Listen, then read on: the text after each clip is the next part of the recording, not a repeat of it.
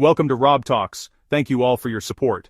Here's the translation from the Mayan calendar for January 20th, 2026 for all three calendars. First up is the long count calendar, which is being represented by 13 Baktan, 0 Katan, 13 Tun, 1 Renewal, and the 12 Kin. This long count marks a settling point. After truth was revealed and refined, today invites integration. Emotional waves calm, clarity stabilizes, and understanding becomes grounded. This is not a day to push, rather it's a day to let wisdom land. The 12 Kin is about understanding gained through reflection, integration, and emotional intelligence. This is a time when you can expect emotional resolution, quiet clarity, and a sense of, now I understand. You're being asked to allow insights to settle before acting, and to reflect rather than react. It's also a good time to integrate lessons through rest, journaling, or calm conversations. Before I move on to the Tzolk'in calendar, I'm also translating the entire Tzolk'in 13-day cycle in its own video. If you're interested, I'll link it at the end of this one. A couple of days ago we began a new Tzolk'in cycle and the date is now 3 Kawak.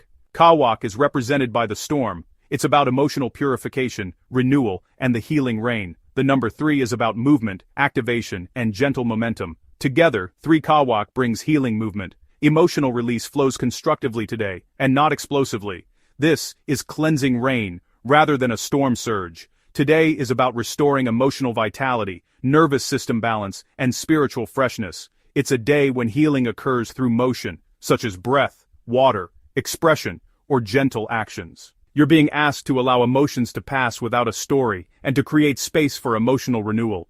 Now let's see what the Hob calendar has to say. Today's date is 7 Sek. Sek is a month of clearing, detoxification, and emotional honesty. Day 7 brings in a balance point, a recalibration, and inner alignment. Together, 7 Sek represents the center of the clearing cycle. What was released finds equilibrium now. This is where purification becomes clarity, rather than effort. Sek energy today supports emotional neutrality, centered awareness, and honest self-observation. Remember, balance is restored when nothing is forced. You're being asked to pause and recalibrate, and to observe emotions without attachment.